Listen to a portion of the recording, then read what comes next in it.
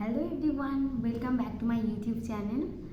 सो मैं आज आप लोगों के लिए आपका जो सवाल है उसका आंसर लेके आई हूँ। First let me introduce my self. I am Rinku. जो मैं वीडियो अपलोड की थी उसमें आप लोगों का बहुत सारा कमेंट्स है। जो सवाल है मैं आप लोगों को प्रॉमिस की थी मैं उसके ऊपर वीडियो अपलोड करूँगी, तो सबको मैं आज आंसर दूंगी। First, how to practice 500 to 600 MCQ in a day. अगर इसके बारे में मैं बोलूँ तो फर्स्ट डे में आप कभी भी 500 to 600 MCQ आपसे नहीं हो पाएगा। उसके बाद यह है फर्स्ट थिंग। उसके बाद ऐसा नहीं है कि आप खुद को फोर्स मत करो। अब मुझे 500 और 600 700 MCQ करना ही है, क्योंकि अगर आप पर डे 300 MCQ करोगे, क्योंकि आपका नॉट से 9 के लिए अभी भी 5 मंथ्स टाइम है। अगर आप per day 300 250 to 300 first 2 months करोगे तो आपका कितना MCQ होंगे?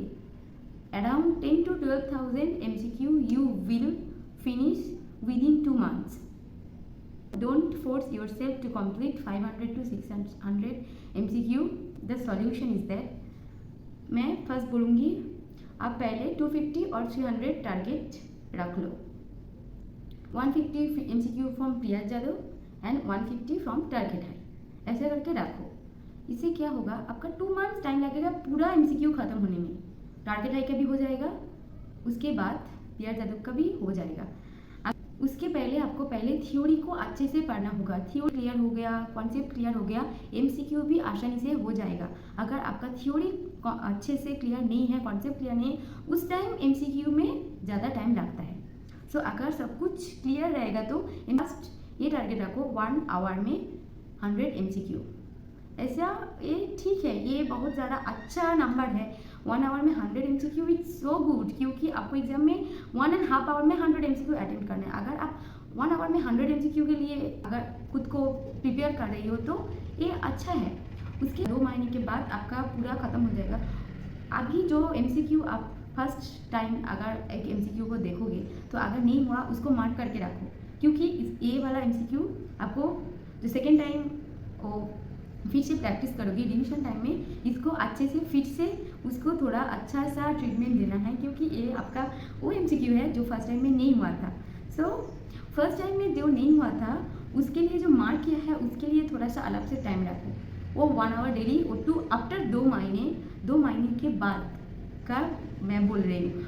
आप तो 2 महीने में पूरा MCQ ख़त्म कर लिए हो, वो 300 टारगेट करके भी आप कर सकते हो। No need to do 500 to 600 now. उसके बाद जो 2 महीने के बाद आप जो आपका MCQ मार्क करके रखा था उसके लिए 30 मिनट to 1 आवर टाइम रखो। उसको अच्छे से अच्छा वाला ट्रीटमेंट देके दूसरा जो टाइम है MCQ के लिए उसको फोकस करो।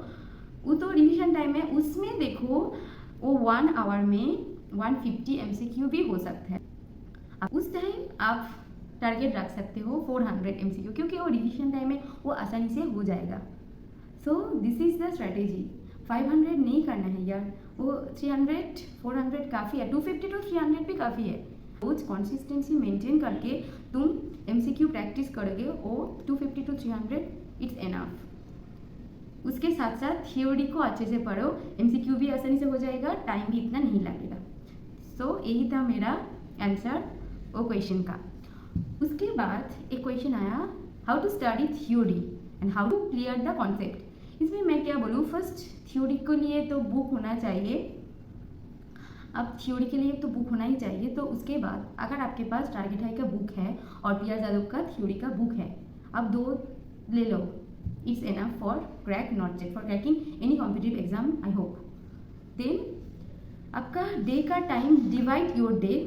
फर्स्ट 3 आवर्स थ्योरी के लिए रखो प्रिया जादव के लिए, देन वो मॉर्निंग सेशन में रखो। इवनिंग सेशन में जो टाइम आपका पैटर्न सिलेक्ट करके रखा है उसमें रखो टारगेट हाई का। सो फर्स्ट पेज से स्टार्ट करो थ्योरी को। फर्स्ट डे में अगर 20 पेज आपका खत्म हुआ, प्रिया जादव का 20 पेज टारगेट है, 40 page is enough for you to study theory.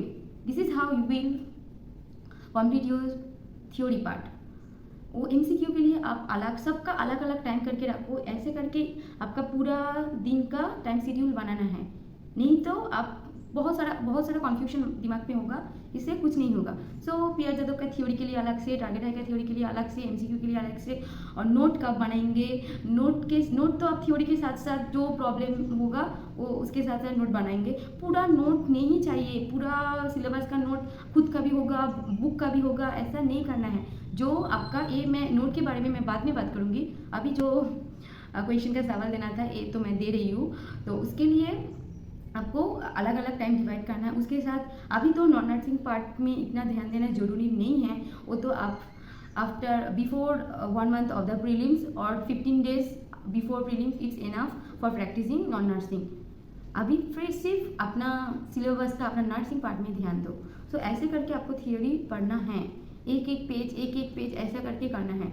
How to clear the concept इसमें मैं क्या बोलूँगी, इसमें तो बहुत सारे यूट्यूब चैनल में है, एक एक टॉपिक अलग अलग से भी है। अगर कुछ प्रॉब्लम होगा मुझे भी कौन सा टॉपिक को मेंशन करना पड़ेगा ना, तो मैं ऐसे तो नहीं बोल सकती हूँ कि ऐसे कॉन्सेप्ट क्लियर होगा आपका। अगर रेस्पिरेटरी सिस्टम का कुछ डिजीज, कुछ अच्छा प्रॉब्लम हो रहा है, वेंटिलेशन में प्रॉब्लम, कुछ पार्ट जो प्रॉब्लम हो रहा है, ऐसा नहीं हो सकता है कि आपका पूरा 4 ईयर का सिलेबस कॉन्सेप्ट, 4 ईयर का जो सिलेबस है उसका कॉन्सेप्ट लिया नहीं, ऐसा तो नहीं हो सकता है। आप तो ऑलरेडी ग्रेजुएटेड हो, रजिस्टर्ड नर्स भी हो, जो पार्टिकुलर टॉपिक आपका क्लियर नहीं है उसके लिए मुझे लिखो, मैं उसके बारे में एक वीडियो 3 to 4 मिनट्स का वीडियो लेके अपलोड करूँगी।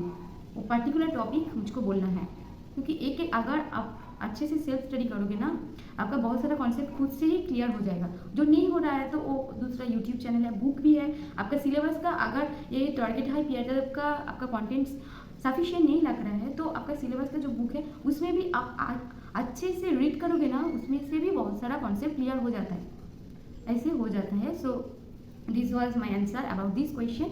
Next another thing is that self study, मैं क्या सेल्फ स्टडी करके और कोचिंग लेने के बाद मेरा नॉर्सिप क्लियर हुआ है। सो इसका आंसर मैं दूंगी। मैं कोई भी कोचिंग नहीं ली थी, ओनली सेल्फ स्टडी करके ही मैं नॉर्सिप क्लियर किया, only self study. And after my prelims मैं एक 15 टेस्ट सीरीज में खरीदा था, क्योंकि नॉट सेट 7 का जो एग्ज़ाम क्वेश्चन पैटर्न था वो 160 मार्क्स का था। वो फर्स्ट टाइम था, तो किसी भी बुक में कहीं भी जगह पे वो वाला 160 का जो पैटर्न होता है, ऐसा कोई टेस्ट सीरीज क्वेश्चन पेपर नहीं था मेरे पास। तो इसलिए मैं सेल्फ इवैल्यूएशन के लिए मैं ली थी, अगर मैं 3 आवर्स में 160 क्वेश्चन कर पाऊंगी या नहीं। इसके लिए मैं आफ्टर प्रीलिम्स वो टेस्ट सीरीज खरीदा था, वो तो कोचिंग नहीं था ना। सो मैं सेल्फ स्टडी किया था। अगर आप सोचोगे तो सेल्फ स्टडी से नहीं हो सकता है नॉर्सिप का, ऐसा नहीं है। अगर सेल्फ स्टडी बहुत अच्छे से करोगे, अगर आप सेल्फ बिलीव है मैं कर सकती हूँ, तो आप कर सकते हो। No need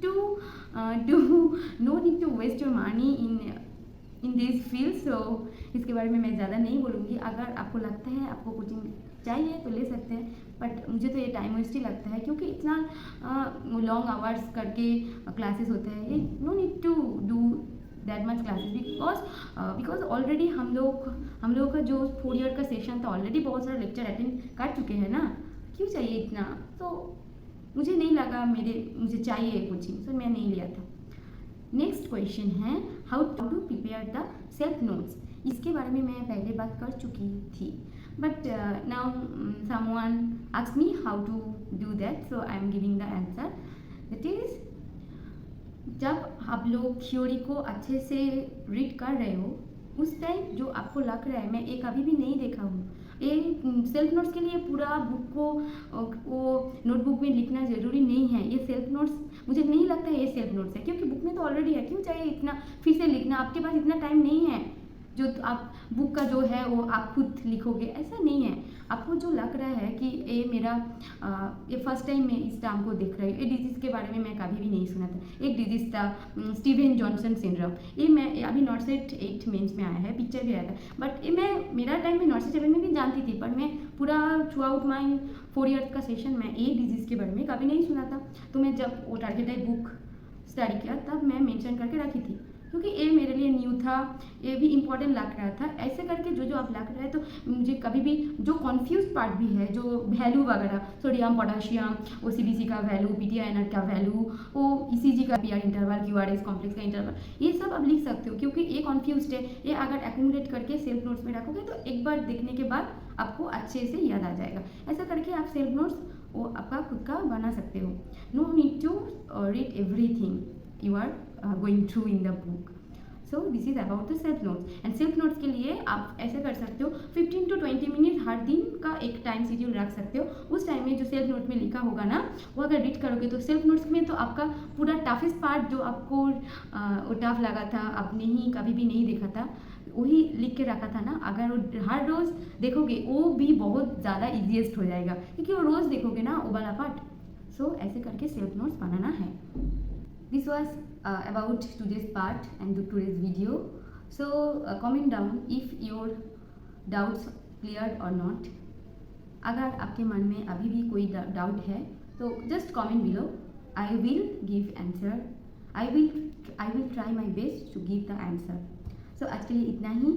please subscribe my channel. आप लोग तो वीडियो देखते हो पर सब्सक्राइब नहीं करते हो, अच्छा नहीं लगता है ना। मैं ड्यूटी करके भी आपके लिए ही इतना ज़्यादा एफर्ट्स डालती हूँ, तो एक तो सब्सक्राइब आप कर सकते हो। Thank you.